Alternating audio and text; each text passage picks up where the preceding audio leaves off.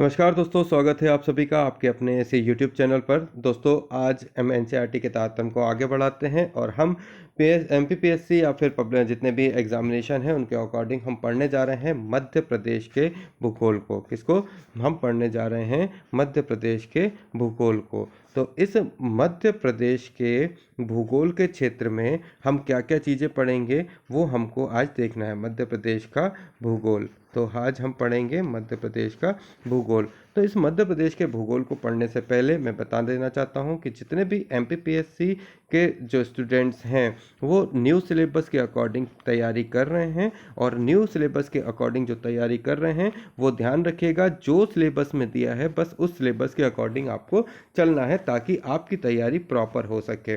और सेकेंडरी बात कि आपको यहाँ पर जो भी चीज़ें पढ़ाई जा रही हैं उनके आप प्रॉपर नोट्स बनाइए ताकि वो नोट्स आपको बाद में काम आ सकें। चलिए शुरू करते हैं, और शुरू करने से पहले आप हमारे इस चैनल को सब्सक्राइब करें, शेयर करें और लाइक करना ना भूलें।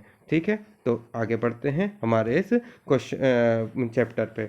मध्य प्रदेश की भौगोलिक संरचना की अगर मैं बात करूं तो मध्य प्रदेश का जो जो उत्तरी अक्षांश है वो 21 अंश 6 मिनट से लेके 26 अंश 30 मिनट तक है, और इसके पूर्वी देशांतर की बात करें तो ये 74 डिग्री 9 अंश से लेके 82 अंश 30 मिनट पूर्वी देशांतर तक लिया गया है। और जो इसका भारत का मानक समय है वो कहाँ से निकला हुआ है? सिंगरौली से। इतनी बात आपने जान ली। तो 21 अंश 6 मिनट उत्तरी अक्षांश से लेके 26 अंश 30 मिनट उत्तरी अक्षांश तथा 74 अंश 9 मिनट से लेके 82 अंश 30 मिनट तक पूर्वी देशांतर तक मध्य प्रदेश का ये जो क्षेत्र है वो फैला हुआ है। और कुल भौगोलिक क्षेत्रफल का लगभग 3,08,244 वर्ग किलोमीटर जो है वो इसका कुल भौगोलिक क्षेत्रफल है, जो कि भारत का भौगोलिक क्षेत्र का लगभग कितना है? 9.38% है। कितना है? 9.38% है। सीमाओं की बात करें तो मध्य प्रदेश की दक्षिण सीमा जो है वो ताप्ती नदी से है ना, तथा उत्तरी सीमा चंबल नदी से बनाती है। और मध्य प्रदेश की राजनीतिक सीमा की अगर बात करूं तो राजनीतिक सीमा जो है वो 5 राज्यों से घिरी हुई है: राजस्थान, उत्तर प्रदेश, छत्तीसगढ़ और गुजरात। मध्य प्रदेश की अधिकतम सीमा जो है वो किससे जुड़ी हुई है? वो उत्तर प्रदेश से जुड़ी हुई है, 10 जिले। और न्यूनतम सीमा जो है गुजरात में बड़ोदरा से जुड़ी हुई है। मध्य प्रदेश की पश्चिमी सीमा जो है वो गुजरात से है ना, पश्चिमी सीमा गुजरात से, तथा पूर्वी सीमा जो है मैकाल कैमूर श्रेणियों के द्वारा निर्धारित की जाती है। कर्क रेखा जो है वो मध्य प्रदेश को 2 बराबर भागों में बांटती है, और ये 14 जिलों से होकर गुजरती है। इन 14 जिलों के नाम रतलाम, उज्जैन, आगरमालवा, राजगढ़, सीहोर, भोपाल, विदिशा, सागर, दमोह, कटनी, जबलपुर, उमरिया और शहडोल हैं। यही बात अगर भारत के क्रम में करी जाए तो भारत में कर्क रेखा भारत को 2 भागों में बांटती है जो 8 राज्यों से गुजरती है: गुजरात, राजस्थान, मध्य प्रदेश, छत्तीसगढ़, झारखंड, पश्चिम बंगाल, त्रिपुरा और मिजोरम। तो ये मैंने आपको बताया इसकी सीमाओं के बारे में। अब चलते हैं राज्य की भूवैज्ञानिक संरचना। तो मध्य प्रदेश का भूवैज्ञानिक संरचना प्रायद्वीपीय पठार का उत्तरी भाग है। क्या है? ये प्रायद्वीपीय पठार का उत्तरी भाग है, और यह पठार भूवैज्ञानिक इतिहास में कभी भी पूर्णतः जलमग्न नहीं हुआ। केवल कुछ समय तक के लिए इस पठार का कुछ भाग पिछले समुद्रों में ढका था, और इसी कारण से विभिन्न कालों की भूवैज्ञानिक संरचना का विकास हुआ। मध्य प्रदेश के अधिकांश भाग प्रायद्वीपीय पठारों का हिस्सा होने के कारण विभिन्न कालों की भूवैज्ञानिक संरचना देखने को हमको यहाँ पर मिलती है। और इन्हीं भूवैज्ञानिक संरचना को निम्नलिखित कालों में हम क्या करते हैं? डिवाइड करते हैं, जिसको अपन पहला पढ़ेंगे आद महाकल्प यानी कि आर्कियन युग की चट्टानें। अब आर्कियन युग की चट्टानें जो है वो कैसी चट्टानें थी? तो देखिए, आर्कियन युग की जो चट्टानें थी वो नीचे के सतह की कहलाई, जो कि काफी क्या थी? कठोर थी। और इन प्रारंभिक चट्टानों में क्या थे? जीवाश्म नहीं थे। क्या नहीं था? जीवाश्म नहीं था, क्योंकि ये तत्कालीन समय में पृथ्वी के जीवन का विकास नहीं हुआ था। और ये मध्य प्रदेश के इस काल की जो चट्टानें हैं वो हमें कहाँ मिलती हैं? बुंदेलखंड के पठार में मिलती हैं। ये बुंदेलखंड नीस के रूप में जानी जाती हैं। तो सबसे पहली चीज, ये क्षेत्र की जो चट्टानें वो कौन सी हैं? आर्कियन चट्टानें हैं। आर्कियन चट्टानें हैं। यहाँ पर जीवाश्म नहीं है ना, जीवाश्म जो है वो नहीं है। और यहाँ की जो चट्टानें हैं उस समय क्या था कि जब ये चट्टानें बनी थी उस समय जीवन नहीं था, इसलिए यहाँ पर किसी भी प्रकार के जीवाश्म की जो है वो नहीं है। नेक्स्ट आता है धारवाड़ क्रम की चट्टानें।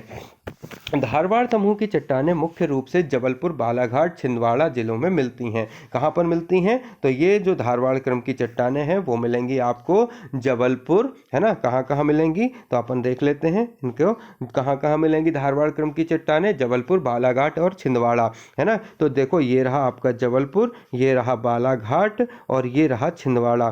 तो धारवाड़ क्रम की चट्टानें इस क्षेत्र पे मिलती हैं, जबलपुर, बालाघाट और छिंदवाड़ा क्षेत्र में मिलती हैं। जबलपुर में ये चट्टानें चूने के पत्थर के रूप में, तो जबलपुर में जो चट्टानें हैं, ये जो जबलपुर में हैं ये यहाँ पर चूने के पत्थर के रूप में मिलती हैं, है ना। चूने के पत्थर के रूप में मिलती हैं, चट्टानें पत्थर के रूप में मिलती हैं। छिंदवाड़ा में सौसर एवं सिकोली सीरीज के रूप में मिलती हैं। छिंदवाड़ा में सौसर और सिकोली, सौसर और सिकोली के रूप में मिलती हैं। ध्यान रखना, मैं इसीलिए से लिख रहा हूँ, सौसर और सिकोली के रूप में मिलती हैं। और चिल्पी बालाघाट में जो है वो चिल्पी, है ना, चिल्पी बालाघाट में ये चिल्पी सीरीज के रूप में पाई जाती हैं। सौसर और सिकोली सीरीज में हमको क्या मिलता है? सौसर और सिकोली सीरीज में बालाघाट में हमको क्या मिलता है? मैग्नीज मिलता है ना। मैग्नीज की चट्टानें मिलती हैं, मैग्नीज मिलता है। चिल्पी सीरीज में अपन को क्या मिलता है? स्लेट मिलता है, फाइलाइट मिलता है ना, फाइलाइट मिलता है और स्लेट मिलता है। तो एक बार क्रम को क्लियर कर देते हैं। छिंदवाड़ा की सौसर और सिकोली सीरीज में हमको मैग्नीज मिलेगा, है ना। यहाँ पर छिंदवाड़ा के सौसर और सिकोली में मैग्नीज मिलेगा। बालाघाट में जो चिल्पी सीरीज है उस चिल्पी सीरीज में आपको क्या मिलेगा? फाइलाइट और स्लेट मिलेगा, स्लेट और फाइलाइट मिलेगा, है ना, स्लेट और फाइलाइट मिलेगा। इसके बाद आते हैं इधर जबलपुर, यहाँ पे चूना मिलेगा, चूने के पत्थर मिलेंगे, ठीक है। प्राचीन कठोर चट्टानों के अपरदन के बनने के कारण इन चट्टानों में भी जीवाश्म नहीं है। तो सेकंड नंबर की जो धारवाड़ क्रम की चट्टानें हैं, पहली अपन ने क्या पढ़ी, ये जो नीचे वाली थी इसको मान लेते हैं आर्कियन। तो आर्कियन में भी जीवाश्म नहीं था भाई। उससे ऊपर की तरफ चलें तो ये वाले में भी क्या था? जीवाश्म नहीं था, ठीक है। इन दोनों में जीवाश्म नहीं है, तो दो अपनी कंपेयर हो गई, एक आर्कियन दूसरी धारवाड़। तीसरे आते हैं पुराने संघ में, है ना। पुराने संघ की चट्टानें, पूरा समयावधि के आधार पर पुराने संघ की चट्टानें दो भागों में बांटी गई। पहली थी कडप्पा, दूसरी हो गई विंध्यन। तो पुराना संघ, है ना, पुराने संघ की चट्टानें किसको? पुराना संघ, पुराने संघ की चट्टानें, पुराने संघ की चट्टानें। अब इसे पुराने संघ की चट्टानें बोलते हैं, क्यों बोलते हैं तो आप इसको समझना। चट्टानें इसको अपन इसलिए बोलते हैं क्योंकि ये क्या है? दो भागों में बटी हैं। अब इनको बांटने पे ही समझ में आएंगी आपको। तो पहली हो गई कडप्पा, कडप्पा और दूसरी हो जाएगी विंध्यन। कडप्पा और विंध्यन शैलें, इनको शैलें बोलते हैं, कडप्पा शैलें और विंध्यन शैलें। कडप्पा और विंध्यन शैलें जो है अपने को यहाँ पर पढ़नी है। अब कडप्पा क्या होती है? अब कडप्पा समूह की शैलें जो है मध्य प्रदेश में कडप्पा समूह की चट्टानें अपन को कहाँ मिलेंगी? बिजावर, पन्ना एवं ग्वालियर में ये मिलेंगी। तो कहाँ पर मिलेंगी इनको मैं दिखा देता हूँ आपको। ये पन्ना, बिजावर, है ना, और ये कहाँ पर? ग्वालियर। ये तो इस क्षेत्र में, है ना, ये जो क्षेत्र है ग्वालियर, पन्ना, है ना, ये जो चट्टानें हैं यहाँ पर में मतलब जास्पर, पोर्सोनाइट और हॉर्नस्टोन के रूप में पाई जाती हैं। ग्वालियर, पन्ना इस वाले क्षेत्रों में ये किस रूप में पाई जाती हैं? ये शैलें जास्पर, पोर्सलेनाइट और हॉर्नस्टोन के रूप में पाई जाती हैं। कडप्पा समूह की चट्टानें अत्यधिक टूटी और कायांतरित रूप में देखने को मिलती हैं। और ये बिजावर की कडप्पा शहरों में ही अपन को क्या मिलता है? हीरा मिलता है। तो अपनी वो जो मेन क्वेश्चन है उसका जो आंसर है, हीरा जो है अपन को ये पन्ना में मिलता है और ये किस सेल में बनता है, तो ये कडप्पा सेलों में बनता है। कडप्पा सेलें जो होती हैं वो एक प्रकार से अत्यधिक टूटी एवं कायांतरित रूप में देखने को मिलती हैं। कैसी? अत्यधिक टूटी हुई और कायांतरित रूप में देखने को मिलती हैं, कायांतरित रूप में देखने को मिलती हैं। ठीक है, कडप्पा सेल की चट्टानें। नेक्स्ट बताता हूँ मैं विंध्यन सेल समूह। मध्य प्रदेश में इन चट्टानों का विस्तार सोन नदी के उत्तर पश्चिम में रीवा से लेकर चंबल नदी के पश्चिम में राजस्थान तक है। अब ये कैसे समझ में आएगा, तो ये यहाँ समझ में आएगा। हाँ, यहाँ पर अपन को नदियों में समझ में आएगा, वैसे तो यहाँ पे ही आ जाएगा। ठीक है, तो अब यहाँ पे मध्य प्रदेश में इन चट्टानों का विस्तार कहाँ हुआ, सोन नदी के उत्तर पश्चिम। तो देखो सोन नदी कहाँ पर है, नर्मदा और सोन की घाटियाँ जो है ना वो इसी से ही गुजरती हैं। सोन नदी एक्चुअली इस हिस्से पे आती है, पर ये घाटी वही है सॉरी। तो मध्य प्रदेश में इन चट्टानों का विस्तार सोन नदी के उत्तर पश्चिम, तो सोन नदी का ये उत्तरी हिस्सा है और ये पश्चिमी हिस्सा है। तो उत्तर पश्चिम में रीवा से लेकर, कहाँ पर, रीवा से लेकर ये रहा आपका रीवा, सोन नदी के उत्तर पश्चिम में रीवा से लेकर चंबल नदी के पश्चिम में राजस्थान तक जाती है। तो ये राजस्थान हो गया, है ना, ये यहाँ से लेके यहाँ तक जाती है। तो ये विंध्यन श्रेणी की जो चट्टानें हैं यहाँ पर मिलती हैं। और प्रदेश में विंध्यन सेल समूह की चट्टानें जलज प्रकार की हैं। भाई अब ये नदी के साइड का एरिया है, इसलिए कैसा मिलेगा, जलज, है ना। ये कैसी चट्टानें हैं, जलज प्रकार की चट्टानें हैं। ठीक है, और इन पर अंतर्भौमिक क्रियाओं का प्रभाव नहीं पड़ा। मतलब इन चट्टानों पर क्या है, अंतर्भौमिक क्रियाओं का कोई प्रभाव नहीं पड़ा। और विंध्यन सेल समूह की चट्टानों को लोअर विंध्यन और अपर विंध्यन में अपन ने विभाजित किया, अपन ने मतलब क्रमों ने विभाजित किया। तो विंध्यन सेल की चट्टानों को दो भागों में बांटा गया, एक अपर विंध्यन और एक लोअर विंध्यन। तो जो अपर विंध्यन है ना, अपर विंध्यन समूह की चट्टानें नर्मदा के उत्तर में कैमूर, रीवा और भांडे सीरीज के रूप में मिलती हैं। अपर साइड की चट्टानें जो हैं वो कैसे मिलती हैं, ये अपर तरफ की चट्टानें जो हैं कैमूर, रीवा और तथा भांडे सीरीज की चट्टानों के रूप में मिलती हैं। और लोअर सेल समूह की चट्टानें सोन घाटी में चूने के पत्थर, सेल और बालू पत्थर के रूप में मिलती हैं, नीचे वाली। तो ये होगी अपर और ये हो गई लोअर। अपर में मिलेगा अपन को क्या, अपर में मिलेगी ये चट्टानें कैमूर, रीवा और भांडेर में, ये कैमूर, रीवा और भांडेर का क्षेत्र है। और लोअर में ये सेलें जो मिलेंगी जो बालू पत्थर है ना, शैल के रूप में मिलेंगी।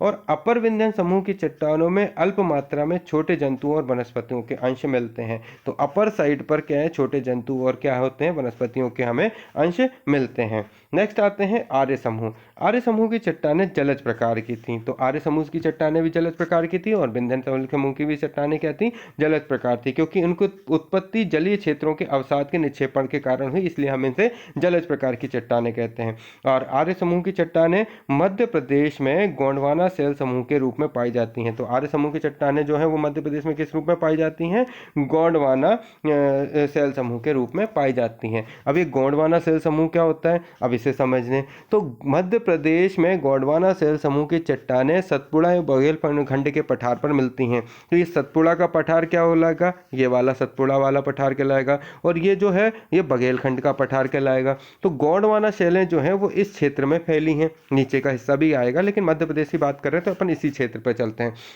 तो गोंडवाना सेल समूह की चट्टानें सतपुड़ा एवं बुंदेलखंड के क्षेत्र में फैली मिलती हैं। और प्रदेश में इन समूहों की चट्टानों का अध्ययन तीन भागों, है ना, कैसे भागों, तीन भागों में किया जाता है। प्रदेश में इन चट्टानों का अध्ययन जब अपन करते हैं तो तीन भागों में करते हैं, एक लोअर गोंडवाना, एक मध्य गोंडवाना और एक अपर गोंडवाना। तो लोअर गोंडवाना समूह की चट्टानें जो है वो कहाँ मिलेंगी, सोन और महानदी के तलचरों में मिलेंगी। और सोन और महानदी के तलचर कहाँ मिलेंगे, इस हिस्से में मिलेंगे, है ना, छत्तीसगढ़ वाला क्षेत्र और ये जो मध्य प्रदेश वाला क्षेत्र है यहाँ पर मिलेंगे, बुंदेलखंड वाले क्षेत्र में। तो लोअर गोंडवाना सेल समूह जो है वो कहाँ मिलेंगे, सोन और महानदी घाटी के तालचीर में। और मध्य प्रदेश की पेंच घाटी एवं मोहपानी का कोयला क्षेत्र इस समूह की चट्टानों में स्थित है। तो जो पेंच घाटी है और जो मोहपानी है वो इसी कोयला क्षेत्र जो है वो इसी क्षेत्र में है, कहाँ पर, नर्मदा और महानदी और सोन की घाटी के तालचीर में है। और प्रदेश में गोंडवाना समूह की चट्टानें सतपुड़ा के चारों स्तर यानी कि पंचेत, पचमढ़ी, देनवा एवं बाघ बागार जैसी जगह पर मिलती हैं। तो सतपुड़ा की चट्टानें जो हैं वो कहाँ पर मिलती हैं? पंचेत, पचमढ़ी, देनवा और बागार क्षेत्र में, बागरा क्षेत्र में मिलती हैं। और मध्य प्रदेश गोंडवाना के समूह की चट्टानों में बालू का पत्थर मिलता है। और प्रदेश में और गोंडवाना समूह की चट्टानें सतपुड़ा और बघेलखंड क्षेत्र में मिलती हैं। तो मैंने आपको बता ही दिया। अपर गोंडवाना समूह की चट्टानों में बालू एवं चूने के पत्थर, शैल, कोयला एवं वनस्पति पदार्थ मिलते हैं। अपर गोंडवाना में क्या मिलते हैं? बालू, चूने के पत्थर, शैल, कोयला और वनस्पति के पदार्थ मिलते हैं। तो ये पूरा जो है गोंडवाना लैंड कहलाया और ये सबसे पुराना है। दो पुराने मैंने बताए थे लैंड को अगर डिवाइड करें तो अंगारा लैंड और गोंडवाना लैंड। तो जब ये पूरी जो मतलब पूरा जो भाग है जब वर्ल्ड का पूरा जब जुड़ा हुआ था, तो ये जब दो भागों में टूटे, अंगारा लैंड और गोंडवाना लैंड, तो ये मध्य प्रदेश का ये निचला हिस्सा गोंडवाना लैंड का हिस्सा कहलाता है। और इसके भाग को हमने 3 भागों में बांटा, एक मध्य, लोअर और अपर। ठीक है, आगे बढ़ते हैं। क्रिटेशियस कल्प। क्रिटेशियस कल्प में क्या होता है? प्रदेश में क्रिटेशियस कल्प की चट्टानें बाग सीरीज एवं लमेटा सीरीज के रूप में पाई जाती हैं। तो जनरल क्वेश्चन यही उठता है कि बाग सीरीज और लमेटा सीरीज की चट्टानें किस सेल समूह से जुड़ी हुई हैं? तो ये क्रिटेशियस कल्प से जुड़ी हुई हैं। कौन सी? बाग सीरीज और लमेटा सीरीज। क्रिटेशियस कल्प की चट्टानें जो है सिलिका मिश्रित चूने के पत्थर, बालू पत्थर, ग्रेट और क्ले तथा जीवाश्मों के अवशेष इसमें पाए जाते हैं। तो इस तरीके से अपने ये दो जो है दो समूह कंप्लीट हुए। अब आते हैं नेक्स्ट तृतीय समूह की चट्टानें। तो तृतीय सेल समूह के चट्टानें जो है वो दक्षिण मध्य प्रदेश में स्थित हैं। और प्रदेश में तृतीय काल में नर्मदा सोन घाटी का निर्माण हुआ और उत्तरी मध्य प्रदेश के प्रवासी ढलान में इसी काल में विकसित हुए कह सकते हैं अपन। प्रदेश के पठारी भाग में नदी घाटियों का निर्माण भी तृतीय काल में हुआ। तो पठारी भागों में नदियों का जो निर्माण हुआ वो कब हुआ? तृतीय सेल समूह में। अब अगर ऐसी ही इस चीज को समझें तो हम इनके युगों को अगर डिवाइड करें तो एक छोटी सी समरी अगर देखें तो इसको अपन अगर समझें तो देखो, अगर युगों को बांट दें, है ना, अगर युग और उनके प्रदेश के साक्ष्य, है ना, प्रदेश के साक्ष्यों को समझें तो प्रदेश के साक्ष्य अगर इस तरीके से आप एक अगर वो बना लें तो आपको ये चीज़ क्या हो जाएगी? समराइज हो जाएगी। तो सबसे पहले आप लिखिएगा आद महाकल्प। मैं एक लिख देता हूँ, बाकी बोल दूंगा ताकि आप आसानी से जल्दी हो जाए। मेरे को लिखने में आप प्रॉब्लम ज़्यादा होती है। आद महाकल्प या इसको बोलते हैं आर्कियन, जो अभी आप महाकल्प आर्कियन है ना, आर्कियन, ठीक है, आर्कियन। और इसके सामने अपन लिखेंगे बुंदेलखंड का गुलाबी ग्रेनाइट, नीस और सिल्ट और डाइक। क्या? बुंदेलखंड का क्या क्या साक्ष्य मिले? तो बुंदेलखंड के का गुलाबी ग्रेनाइट, है ना। तो क्वेश्चन आता है बुंदेलखंड का गुलाबी ग्रेनाइट किस युग से संबंधित है ना, ग्रेनाइट किस युग से संबंधित है? तो भाई आदि महाकल्प ये आर्कियन युग की चट्टानों से संबंधित है। इसके अलावा ये जो आर्कियन युग की चट्टानें थी इसमें इनको नीस की चट्टानें भी बोलते हैं। इसके अलावा इसको सिल भी बोलते हैं, इसको डाइक भी बोलते हैं। तो आप इसको इस तरीके से लिखिए, युग और प्रदेश जो प्रदेश की साक्ष्य, प्रदेश में जो साक्ष्य मिले उनको। तो प्रदेश मध्य प्रदेश में साक्ष्य क्या थे और उनका युग कौन सा था, उनको अपन ऐसे एक बार आप ऐसे अगर बनाओ ऐसे, तो पहला हमने इसको लिख दिया। सेकंड जो रहेगा वो कौन सा था? तो हमने पढ़ा था धारवाड़, है ना। तो सेकंड वाला जो है वो क्या कहलाएगा? धारवाड़, है ना। और धारवाड़ के सामने आप क्या लिख सकते हो? धारवाड़ के आपने क्या लिख सकते हैं? बालाघाट की चिल्पी श्रेणी। कौन सी थी? बालाघाट की चिल्पी श्रेणी, है ना, चिल्पी श्रेणी। और इसके अलावा छिंदवाड़ा की सौसर और श्रेणी, बुंदेलखंड की बिजावर श्रेणी, ये किस में आते हैं? धारवाड़ में। फिर आते हैं पुराना संघ। पुराना संघ की चट्टानें पन्ना, ग्वालियर के बीजापुर श्रेणी, कैमूर, भांडेर, रीवा श्रेणी, ये आती हैं। फिर आता है नेक्स्ट जो मैंने नहीं अभी तक बताया, वो थी द्रविड़ संघ। द्रविड़ संघ मध्य प्रदेश में इसके साक्ष्य नहीं है, इसलिए इसकी जरूरत नहीं पड़ी थी। आर्य समूह सतपुड़ा और बघेलखंड के विस्तृत कोयला घाटी क्षेत्र कहलाए। क्रिटेशियस कल्प बाग, लमेटा, मालवा पठार और ज्वालामुखी संस्तर हो गए। और तृतीय समूह की चट्टानें जहां पर नर्मदा सोन घाटियों का निर्माण हुआ। तो ये पूरा जो है एक छोटा सा मैंने समराइज करके आपको दिया जो अभी तक मैंने आपको पढ़ाया। नेक्स्ट आते हैं मध्य प्रदेश के पर्वत। क्या आते हैं अपन यहाँ पर पढ़ेंगे? मध्य प्रदेश के पर्वत, मध्य प्रदेश के पर्वत। अब देखो भाई, पर्वतों को चलते हैं। अब पर्वत में हमने जो प्रदेश को अधिकतर, जो हमारा मध्य प्रदेश है इसका अधिकतर भाग क्या है? पठारी है। क्या है? पठारी है। अब इस पठारी भाग में जब पठारी है तो विभिन्न पर्वत भी होंगे, तो इन पर्वतों को अपन ने मुख्य रूप से बांटा। जनरली इसके जो बड़े रूप हैं वो 3 हैं, एक अरावली, सतपुड़ा और विंध्याचल पर्वत। इसके अलावा मैकाल अमरकंटक श्रेणी, महादेव श्रेणी, कैमूर भांडे श्रेणी, ये सब विंध्यन श्रेणी के अंतर्गत या सतपुड़ा श्रेणी के अंतर्गत आते हैं। तो इनको 3 बराबर भागों में अपन अगर बांटें तो पर्वतों को 3 भागों में आप इस तरीके से बांट सकते हो। एक में लिख लो अरावली, दूसरा आप लिख लो सतपुड़ा, है, और तीसरा लिख लो विंध्याचल श्रेणी। ठीक है, तो इस तरीके से इन 3 भागों को लिखो। तो पहले वाले को अपन डिस्क्राइब करते हैं, अरावली श्रेणी। अरावली श्रेणी पृथ्वी की सबसे पुरानी पर्वत श्रृंखला मानी जाने वाली अरावली पर्वत प्रदेश मालवा के पठार के उत्तर पश्चिमी क्षेत्र में फैली है। अब मालवा के पठार के उत्तर पश्चिमी क्षेत्र में, इसको मिटा रहा हूं, है ना, उत्तर पश्चिमी क्षेत्र में फैली हुई है। कहाँ पर? मालवा का उत्तर पश्चिमी क्षेत्र, ये मालवा है, इसका ये उत्तरी क्षेत्र है और ये पश्चिमी। तो इस क्षेत्र में क्या फैला हुआ है? अरावली पर्वत श्रेणी फैली है। और अरावली पर्वत की सबसे ऊंची चोटी जो है इसको बोलते हैं गुरु शिखर, और इसकी लंबाई है 1158 मीटर। तो सबसे ऊंची चोटी कौन सी अरावली पर्वत की? गुरु शिखर, गुरु शिखर लिख लेना। नेक्स्ट आते हैं अपन सतपुड़ा पर्वत। मध्य प्रदेश के सतपुड़ा पर्वत का विस्तार जो है वो नर्मदा नदी के दक्षिण में विंध्याचल के समानांतर 1120 किलोमीटर की लंबाई में है। कहाँ पर? मध्य प्रदेश के सतपुड़ा पर्वत का विस्तार नर्मदा नदी के दक्षिण में, है ना, नर्मदा नदी के दक्षिण में विंध्याचल के समानांतर। देखो विंध्याचल पर्वत जो है वो ऊपर दिख रहा है, तो ये नर्मदा नदी जो है वो विंध्याचल और मालवा को इक्वल भाग में बांटती है। तो विंध्याचल के समानांतर 1120 किलोमीटर की लंबाई में फैला हुआ है सतपुड़ा क्षेत्र। और इस प्रदेश में इसकी सबसे ऊंची चोटी जो है वो है कौन सी है? धूपगढ़, जिसकी ऊंचाई कितनी है? 1350 मीटर है। और सतपुड़ा पर्वत का निर्माण जो है वो किससे हुआ है? ग्रेनाइट और बेसाल्ट की चट्टानों से हुआ है। तो ये 3 बातें आप लिख लेना। नेक्स्ट आते हैं विंध्यन शैली। अब आते हैं विंध्यन शैली, तो विंध्याचल पर्वत पर आते हैं। अब विंध्याचल पर्वत क्या कहता है कि ये मध्य प्रदेश के में विंध्याचल पर्वत जो है वो नर्मदा नदी के उत्तर में स्थित है, बिल्कुल है, और ये उत्तर पूर्व से पश्चिम की ओर है। तो ये उत्तर पूर्व से ये जो है पश्चिम की ओर है। तो ये यहाँ से लेके इस तरीके से फैला हुआ है ये पूरा क्षेत्र, है ना। इस पर्वत की औसत ऊंचाई जो है वो, इस पर्वत की औसत ऊंचाई कितनी है? 457 मीटर से 610 मीटर है। परंतु इस पर्वत की सबसे ऊंची चोटी जो है वो कौन सी है? अमरकंटक। तो अमरकंटक जो है इस जगह की सबसे ऊंची चोटी कहलाती है। विंध्याचल पर्वत का निर्माण क्वार्ट्ज और बालू पत्थर से हुआ है, एक बात, और यहाँ से नर्मदा, सोन और बेतवा नदी का क्या होता हुआ है? उद्गम हुआ है। तो नर्मदा, सोन और बेतवा नदी का उद्गम कहाँ से हुआ है? विंध्याचल पर्वत श्रेणी से हुआ है। इसके आगे बढ़ते हैं तो आती है मैकाल अमरकंटक श्रेणी। सतपुड़ा पर्वत के दक्षिण पूर्वी विस्तार को मैकाल अमरकंटक श्रेणी कहते हैं। मतलब सतपुड़ा पर्वत के दक्षिण पूर्वी विस्तार को, ये सतपुड़ा पर्वत का दक्षिण पूर्वी विस्तार जो है वो क्या कहलाता है?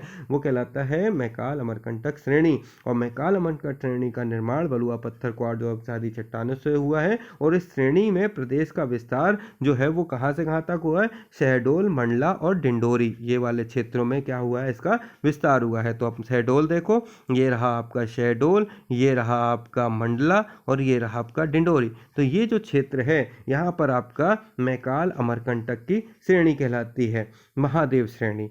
सतपुड़ा पर्वत के पूर्वी विस्तार को मध्य प्रदेश में महादेव पर्वत श्रेणी के नाम से जानते हैं। और प्रदेश में महादेव श्रेणी का विस्तार जो है वो कहाँ से कहाँ तक है? छिंदवाड़ा, नरसिंहपुर, सिवनी, है ना, होशंगाबाद, ये क्षेत्र जो है ना, इस पूरे क्षेत्र को बोलते हैं महादेव श्रेणी। तो ये हो गई मैकाल अमरकंटक श्रेणी, ये हो गई आपकी महादेव श्रेणी। और फिर आता है कैमूर भांडे। इसके अलावा और बताऊं, महादेव श्रेणी का निर्माण बलुई क्वार्ट्ज पत्थर से हुआ है। और ये एकमात्र हिल स्टेशन जो पचमढ़ी है वो कहाँ पर है? यहीं पर है ना। ये होशंगाबाद के ज़िले में आता है। तो यहाँ पर इसमें एकमात्र हिल स्टेशन है मध्य प्रदेश का जो यहाँ पर है। इसके अलावा कैमूर भांडेर श्रेणी पे चलते हैं। तो विंध्याचल पर्वत के पूर्वी विस्तार को भांडेर एवं कैमूर श्रेणियों के नाम से जाना जाता है। और इन श्रेणियों का निर्माण जो है वो कहाँ पे? लाल और बलुई पत्थर से, क्वार्ट्ज चट्टानों से हुआ है। और इन श्रेणियों का विस्तार अगर देखें तो क्या यहाँ पर है? सीधी, है ना, सतना, रीवा, पन्ना, है ना, छतरपुर, ये जो क्षेत्र है ये कहलाया कैमूर भांडेर श्रेणी। और इन श्रेणियों की औसत ऊंचाई अगर लें तो ये है 450 से 600 मीटर, है ना। तो भाई साहब यहाँ तक आके अपना जो है पर्वत वाला क्षेत्र भी कंप्लीट होता है।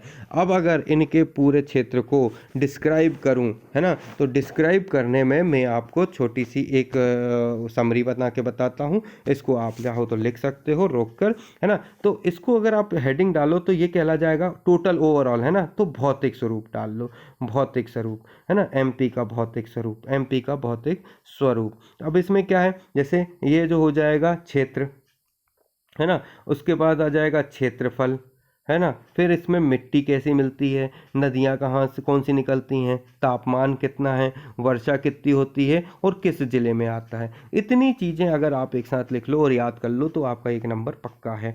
पहला में चलते हैं, क्षेत्र कौन सा, मान लो मालवा का पठार है, तो मालवे का पठार का क्षेत्रफल कितना हुआ, 88,222 वर्ग किलोमीटर, है ना।